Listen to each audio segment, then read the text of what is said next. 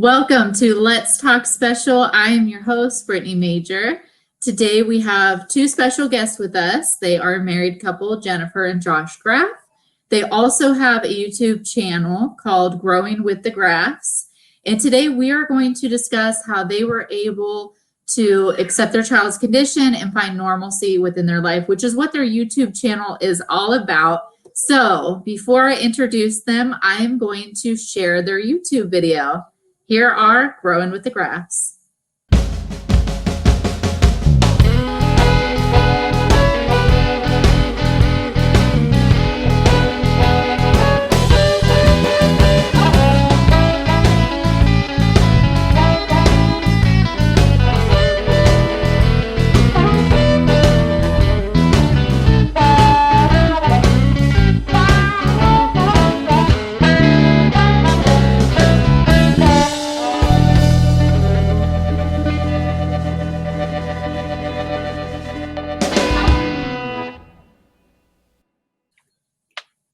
As you saw on the video, here with us are the Graffs. Thank you guys so much for joining me. I am so excited to talk to you guys because I joined you guys on social media, so I've got to watch your family grow. So thank you guys so much for being here today. Yeah, thanks for having us. We wanted to start the YouTube channel just to kind of give a little insight on our daily lives with Ellie and just little activities that we do, and kind of just to show the community that we still have fun with Ellie, and we do have challenges, but having a special needs child is just such a joy, and she gives us adventure. So we want to document that and just kind of share that with everybody. I love watching her on your guys' Facebook. Do you guys have an Instagram as well? We do. Our personal Instagram, and yesterday I just started our family Instagram that would link to our YouTube channel with Growing with the Graffs. So I still have to work on that, and we did a TikTok too, but it's a lot of work. Yeah. So I'm still trying to figure it out. Yeah. Well, I'll have to join you guys, but on Facebook, I get to watch all the amazing things. Josh, you've built some really cool things for Ellie that I just adore. I don't know, is that her crib or is that her changing table? It started off as a changing table because we were still using like the infant pad on top of a dresser. And unfortunately, she like coughed one day and rolled off. And no. She was fine. Yeah, it scared her. Yeah. Like we checked her out real good and everything, but that was like, all right, like I got to build something. Like, and I started looking at stuff, and anything labeled special needs is like ridiculously expensive. And like I can build something. I mean, all it is like hinges and a fold down door and put some padding. Seemed really easy at first, and then I started like really like buying parts and getting everything together. I'm like, wow, I'm gonna have to not just learn carpentry, but also like, upholstery and all kinds of other stuff. And then of course it like developed into like, all right, I could put, she mentioned needing shelves to put like, all the like ointments and wipes and everything on. So then I'm like, all right, well, if it's going to be shelves, like I could build like some kind of cool like roof to it. And then I could put like LED lights in it. And so next thing I know, she has like a castle with a rave going on in her bedroom or something. Yeah. When it comes to, it's great. Yeah, it's a changing table. It can be a bed. She still sleeps in the bed with Jen every night, but like ultimately, like it'd be nice to move her into that. Like, we have a wedge that could go in there and it locks up, and she can't get up and get out or anything. So yeah, that's the goal eventually. But yeah, I love it. It's not just a changing table, it's also a sensory table. Yeah, exactly. Yeah. You have a mirror in there, and then like the stuff hanging down that she can look at and swat at and everything. I like it. Yeah, I'm sure she does. I know my son would just die over that changing table. So I applaud you because your carpenter skills are amazing. Oh, well, thanks. It was a first. Well, you did a great job. All right. So again, thank you guys so much for being here. We're going to get straight into the questions. I know that I had sent you over. So the first one, what we're talking about today is, when you guys started accepting your daughter's condition and finding normalcy. And I know that's what your YouTube channel is all about. So do you guys recall a specific event when you guys just felt very comfortable with her condition and accepting it? Well, I don't remember an actual event or day, but she was around 18 months. This was after we received the pontocerebellar hypoplasia diagnosis, and she had gotten a G-tube. So this was probably a good 6 months after all of that. And I think I just got more familiar and comfortable with caring for her and with G-tube feedings and just kind of knowing the diagnosis and what to expect. And that it kind of came to terms. Before, we were just in limbo. We didn't really know. We knew something was wrong, but we didn't know what it was. But once we got the diagnosis, it was like, okay, this is what it is. Now let's try to move forward. Yeah, we were thinking like maybe cerebral palsy or something. I'm like, all right, well, I know people who are like work jobs, and we can get her in therapies and all of that, and that's where our mind was. And then got the diagnosis, and it was she went with her mom, and I was at work. She called me at work one day, and I just stepped outside to talk, and I walked back in and was just kind of like, I don't know if I can be here. Yeah, we weren't expecting that. Yeah, I mean, like everything you had in your mind is gone at that point. And like I went through different thoughts. I mean, it sounds kind of bad, but at like at one point it was like, well, we know our dogs aren't going to be with us forever, and we love our dogs were our first kids, and it was like that's one way I was trying to accept it, but it was just you go through so grieving stages. Yeah, it eventually gets to the point where it's like, all right, we can't compare this to anything because there is nothing to compare it to, and we just take it day by day. Yeah. And once we saw she was happy, it's like, okay, we need to be happy because she's happy. And just like grieving, there's shock, there's denial, there's anger. You just question everything. There's guilt. And then finally, with time, as cliche as that sounds, it starts to heal, and you start not to have that pain, and you finally just accept what the cards that you're dealt. So once you have that acceptance, you have somewhat of a peace. And that's ultimately my goal, was to have some type of peace. So, and she's happy. So that's really a good motivation too, how happy she is all the time. Yeah, and it's a heavy load to get that kind of news.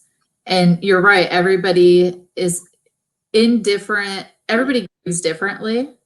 We're not all the same. And sometimes you're in that period for longer than other people. And that's fine, because everybody feels differently, and everybody needs, it was a good year probably and like I'm such a like I want to know as much as I can about anything. Like as soon as like I do exactly what they tell you not to do, like straight to Google. And of course there's so little information about it. Like the one thing that was on Google was the one thing they printed off at the doctor's office when they gave us the diagnosis, and a pamphlet for grieving.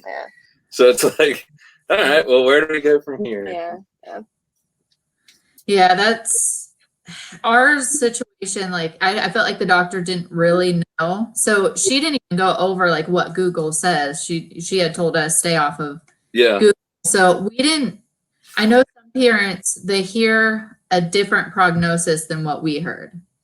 And I think every doctor is different. Some of them have more knowledge about it, or they just go on to Google and they tell you the worst of the worst. Yeah. As you go on, you realize you can't go by a textbook, because all these kids are so completely different. Some of them are with us a lot longer. I mean, we see people in their 20s. Yeah. 30, there's 30s, a couple in their 30s that I've seen. Yeah, a kid in her, I think it was a little girl. Like I definitely, like if you live in an area that isn't quite a big city, like, I mean, we live in Warner Robins and Macon, which is middle-sized cities. I always thought we had decent hospitals here, but the first neurologist we saw looked at her MRI and was like, oh, I've seen worse MRIs than this. And the kids end up, with therapy, they end up being fine, and she was having this like seizure type activity, but EEGs ruled out seizures. And so she was she like, well, we'll try this. Well, that didn't work. And then it was like, she didn't put her on anything else. And it was kind of like, just send us home. And we're like, no, something is going on. Like, and so that was our goal, to get into the Children's Healthcare of Atlanta. And luckily there we found a good neurologist who was like, determined to find an answer for us. Right. Yeah. I mean, the neurologist here locally didn't even mention anything about it being genetic or that there was even anything wrong, really. Yeah. Like, it was pretty strange, experiences, one from the other. And so like, different opinions, professional opinions is always good. Yeah. Right. Yeah. Absolutely. I'm a person where I need to feel my feelings. So after I was done feeling everything that I felt that I needed to, like you said, your child's happy. I just looked at him and I'm like, I don't want to be sad. I don't want him to look back and think mom's sad because of my condition. And we see our kids every day and they're so amazing. They're so happy and joyful. And that's all you can feel, is so much joy and just having every single day with your kids. So I know they are just, their whole energy is contagious as far as just being happy and joyful. And it's like, it's hard to stay sad when you see this happy baby all the time. So that's what's really helped. That was just one of the like stages too, the first thing you get when you Google is like infancy to 10 years. And you don't even hear, we weren't on the group at that point, the Facebook group, and didn't see them into their 20s and 30s. So we just read Google and it's like 10 years. And like, well, boxers' life expectancies are 8 to 10 years. And that was just one of the like dark moments or what, trying to accept it. And we don't really think like that now. It's really just one day at a time. And as far as what you were saying, how you accepted it or how you dealt with it, you need to feel everything. I was the exact opposite. I felt like in denial for the longest time, and I did not want to research anything. I wanted to stay busy, and I would take care of her, of course, but like Josh was saying, he head first into Google and trying to find any kind of way to help her and to get more information. Even in the group, once we joined the Facebook group, I couldn't go on there for a while. It took me months before I was comfortable scrolling through and reading posts and not crying, because it was it was a lot for me. But now I am so thankful for the group, and I couldn't live without them. Like they become our second family, and we're just so thankful for it. So it's been a roller coaster of emotions. And were you and Josh on different timelines when it came to that point where you guys have accepted the condition and now it's time to move forward? I thought I would come to terms a lot more sooner than I did, but it took me a while. Josh, I think he was like, okay, well, this is what we have to deal with, and now let's move forward. But I was more of like, let's. I'm sorry, it was funny. No, she's so cute. It took me a lot longer to come to terms with it. Yeah. And how did you guys, as a married couple, find ways to support each other? Because like you said, he came to terms a little bit sooner than you. How did you guys find ways to make sure that you were still supporting each other? I mean, I like to think that he recognized that I wasn't ready to talk about it yet. So he found other family members to talk to about it. And eventually, we were able to talk about it together as a couple. But as far as support and caring for a special needs child, I think the best way is to tag team certain things. And especially if you're having a bad day, or if Ellie's having a bad day, we try to take turns with her, or chores, or any other busy work, take naps. Like someone didn't get a good night's sleep the night before, we try to have them have their nap. So I mean, you know, each partner has to be in it 100%. Mm-hmm. And that's what really has, you know, kept us strong. And we've been together for a while too. We've been together for almost 14 years. Oh, so, wow. Yeah. So we've always been like best friends as well. Like everything, like we like all the same stuff, you know, so we're all the same shows we watch, movies. But I mean, we've been through a lot too, a lot of losses, a lot of, you know, loved ones dying, and getting through that together. So we have that bond. I think that's so special that a lot of other people don't have. I don't know. It's hard to explain. Just we can't live without each other. Oh, I mean, that kind of sums it up. You know, you can't live without each other. Everybody has their different experience, and that is so wonderful that you guys have been able to continue to support each other and be each other's best friends and know and respect each other's boundaries. For myself, I'll be honest. Sometimes you get stuck in your head of like, this is the right way to do it. And I went through a phase where I was upset with my husband because he wasn't, like I said, I need to feel things, and I'm very expressive with my feelings, and he's a little bit more reserved. And to me, it came across as like maybe it doesn't bother him, or he is in denial. And in my side, I became angry. But that was also a phase I had to go through. And then it took a while for me to get to the point where I'm like, you know what? Everybody grieves completely different, and everybody handles things different. And just because he's not doing it the way that you're doing it, that doesn't mean that his process is wrong and my process is right. You know, everybody's so different. So I had to get to that point of we're on this journey to support each other, but I had to realize that his journey is going to be different than my journey, and that's fine. And it's each other's roles to make sure that we're in that comfort zone. We're able to accept it. We're able to find that normalcy. We're going to do it differently, but hopefully together we can get to that point. So I love that you guys talk about being friends and, you know, you together with it. What are some tips and advice that you guys have for creating normalcy within your life? Well, he laughs because it's like each day is kind of different. Normal is in quotation. Like I don't know what normal is anymore. But our normal is each day it's spontaneous. We just never know what each day holds. But I think a lot of parents can just relate to that, you know, with typical kids. So I think once you accept your new normal, you want to make your child smile. You want to do everything you can to make her happy or him happy. Yeah. So we do things, we try out certain things that she might enjoy that typical kids do. So we might do crafts, or, you know, even just going outside and being in nature. So I think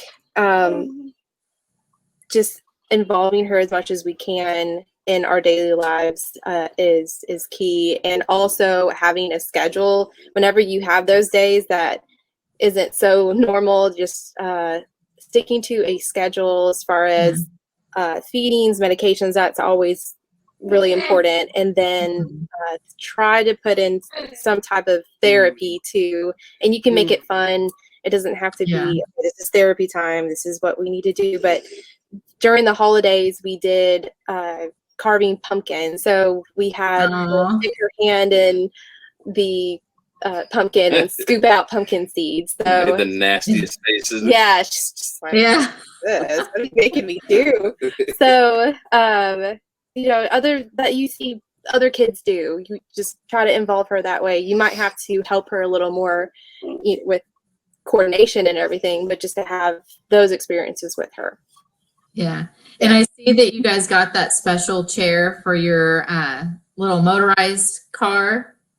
Oh, yeah. Oh, yeah, that's right. The bumper car thing? The bumper car, Yes. And that's, like you said, things that typical kids are doing. That's so important to make sure that your kids are doing that as well, so they don't feel left out.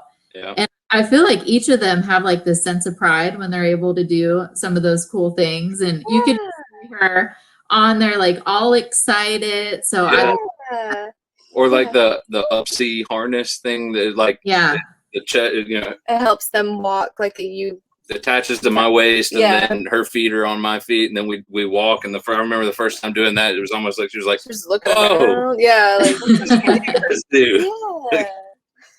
It's so important. I know Ellie is your guys' only child. I have 3 kids, so I make sure that I try to treat Major exactly how I treat the other kids. Of course, all of them have different personalities. So as far as like discipline or, you know, just ways to communicate to them is going to be a little bit different because they handle things totally different. But yeah, that's so important to make sure that they're doing things that other kids are able to do, involving them, you know, so thank you for sharing that. Yeah, for sure.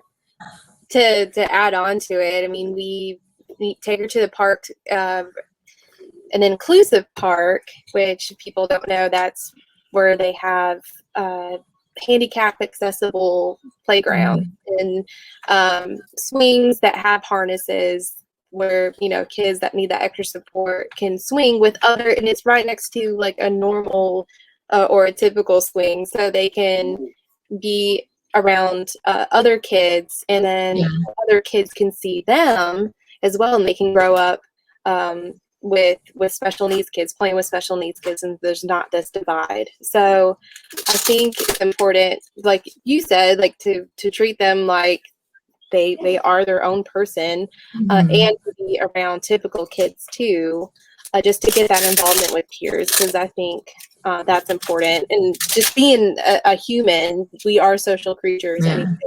So try to involve her with kids as much as we can, but with we're taking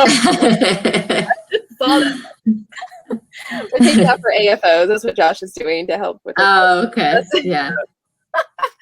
So, yeah, during COVID, it's just, you know, bummer that we can't be with family and friends and her being around kids because she loves them, you know, and I think they are, I mean, they're smaller and they're on like her level. So I think she gets a kick out of kids her age and her size too. Yeah. And a lot of places don't have the all-inclusive adaptive parks. We have one here in McKinney, Texas. So I would always suggest, you know, doing a Google, because there are a lot of parks out there that are all-inclusive. And I love going to those parks where they have the handicap swings. Yeah.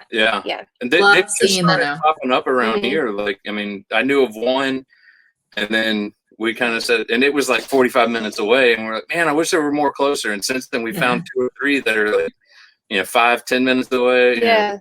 So we have options now. Even some of the middle schools here at least have those swings where we could put her tomato chair in the swing or something.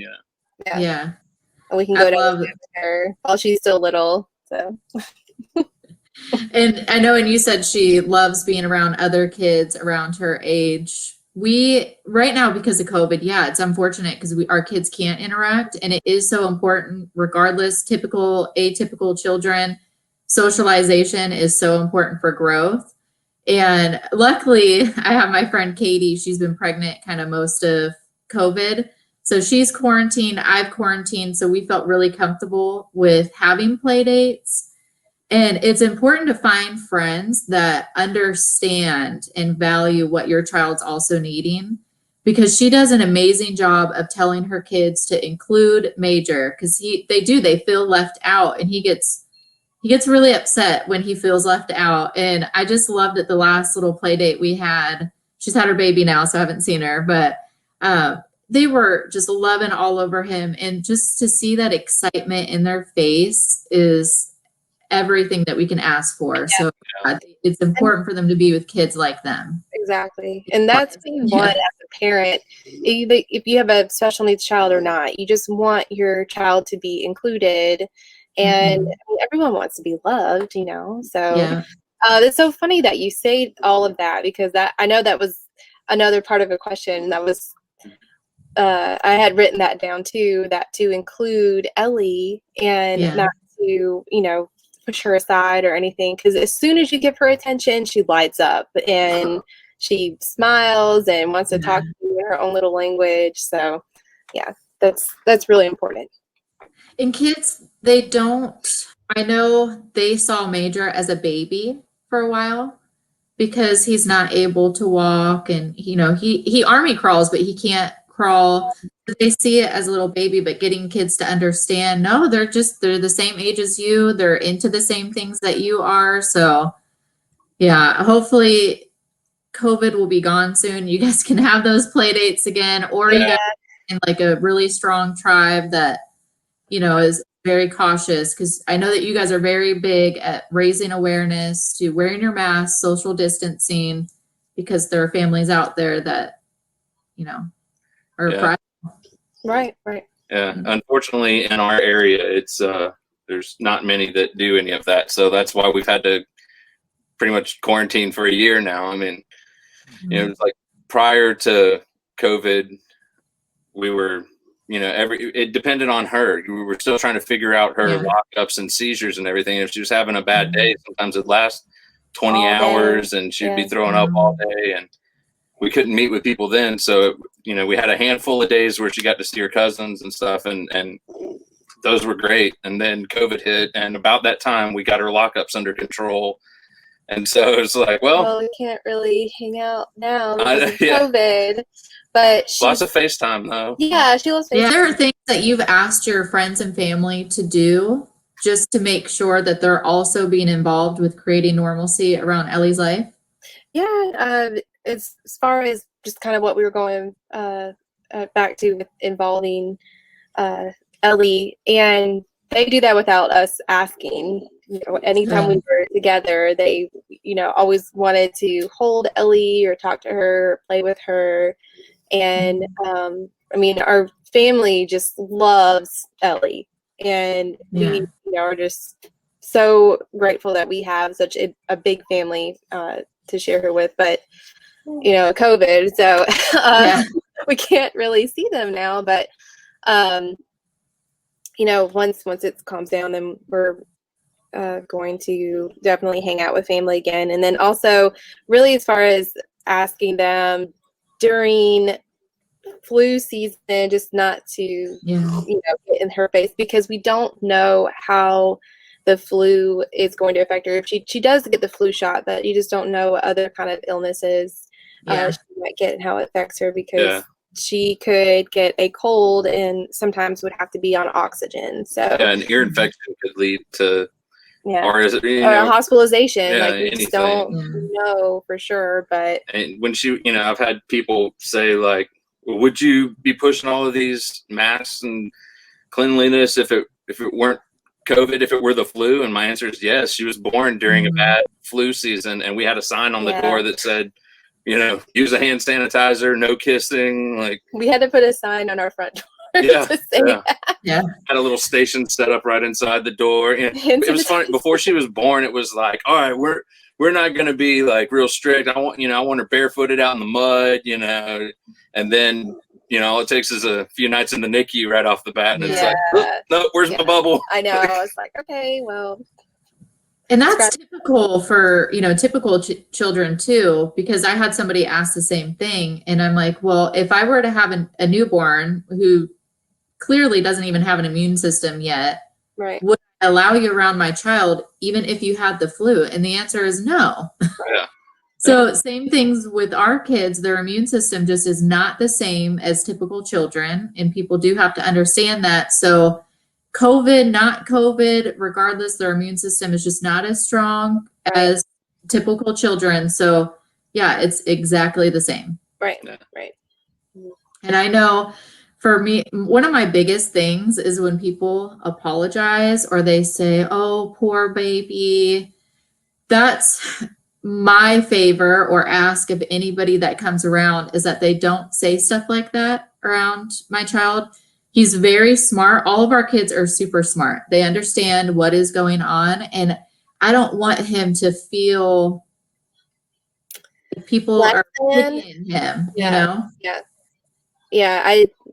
totally agree with that. And I know that they mean well, and it's not like they're trying to single them out, but at the same time, it's just like it's not helping the situation, you know. Yeah. And when you're not, it doesn't, like before, you know, you have a child that has special needs. I know for me, my initial thought was to apologize. So people that aren't in that situation, it's not that you're saying the wrong things. Cause like, I know for me, a lot of times I don't even know what I want you to say. Exactly. This is like, I don't want you to say that. Yeah. You can't really say, you just really just ask for people just to still be there and to, you know, involve you in their lives. And having been there before, like there's a part of me that's like, I know it's awkward for people who don't know what it's like. And so it's, you know, again, going back to one of the earlier questions about like stages of grieving and stuff, like one of them was just, I wanted to be isolated at one stage, because it was like, I just want to avoid being the elephant in the room. To be awkward. Like, that was one of the stages. And I don't want to make other people awkward. I don't want to feel awkward. But you eventually learn who your real friends are. Right. And then you don't care. Yeah, exactly. It's like, that was the biggest step was just like, I don't care. Like we have fun together. So yeah.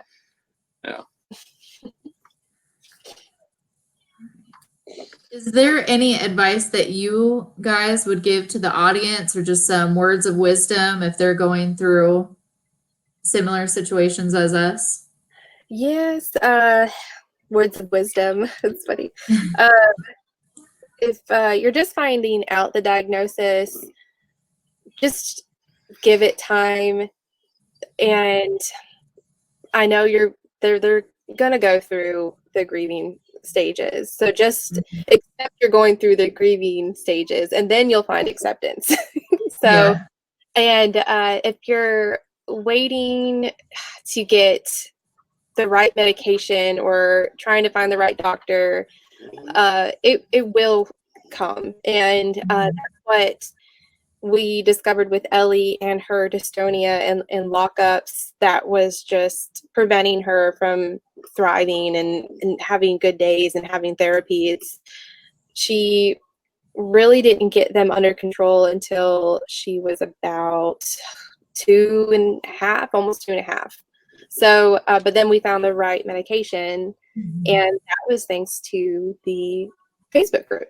So just reach out once you're ready to talk about it. Reach out, join a support group, ask for help, and either therapeutic help or actual physical help with your child, because it is a lot. To have a typical child is a lot, but to have special needs is just a whole nother level, just mentally exhausting. And know that you're going to get a wide range of responses, but take all of that to your doctor for advice. But the biggest thing is probably don't compare to any other, I mean, not just typical children, but even other children on the PCH page or whatever. I mean, every kid is different. Like, children, and just take all of that advice to the doctor and see what the doctor says. And, Thank you, Jennifer, for saying, you know, waiting till if you're in that stage of grieving, you're still waiting for that medication, just be patient, because eventually it's going to come. And then, like Josh said, don't compare our kids, because there's kids that have the same exact diagnosis and they're so different. So that is great advice to share. I know this topic's kind of heavy because, again, everybody handles things completely different. Just know that whatever stage you're in, how you handle it is exactly how you should be handling it, as long as you make sure that you're staying safe. Don't get in that comparison, like Josh said, because you can't compare yourself and your feelings to somebody else, because they're yours individually. And if you're having a hard time or a bad day, we are all humans. It is going to happen. Even though we're talking about the fact that we've accepted the condition, we found normalcy in our life, it does not mean that we don't have our bad days either. So give yourself grace and just know that, you're doing the best that you can, and just keep pushing and find that support system that you need. Yes. Support is key for sure. Mm-hmm. Yep. Well, thank you guys so much for joining me today. I know that we kind of had to alter it a little bit, so I appreciate you guys being flexible. Yeah, no problem. Thanks for having us. Yeah, and I'm so excited to see your guys' next episode. Jennifer, you did an amazing job on your introductory video. I love it. I can't wait to see more because, like I said, I root for your guys' family. Like when I say I follow you guys on social media, I follow you guys, and I adore your daughter, and I love everything that you guys are doing. So keep it up and be as amazing as you are every day. Well, thank you. Yeah. I feel the same with you as well. Yeah. Thank you. Yeah. All right. Well, I know we'll be in contact, but again, thank you guys. You guys enjoy the rest of your day. Okay. Thank you. You too. Thank you for joining us today. Today we got to talk with Jennifer and Josh as they discussed how they found acceptance with their child's condition and how they find normalcy within their lives. Again, this conversation was a little bit heavy, and just know no matter where you're at, if you're not in that acceptance stage, that's perfectly fine. Just know that there is a huge support system out there that can help you through the way, and make sure that you do have that support.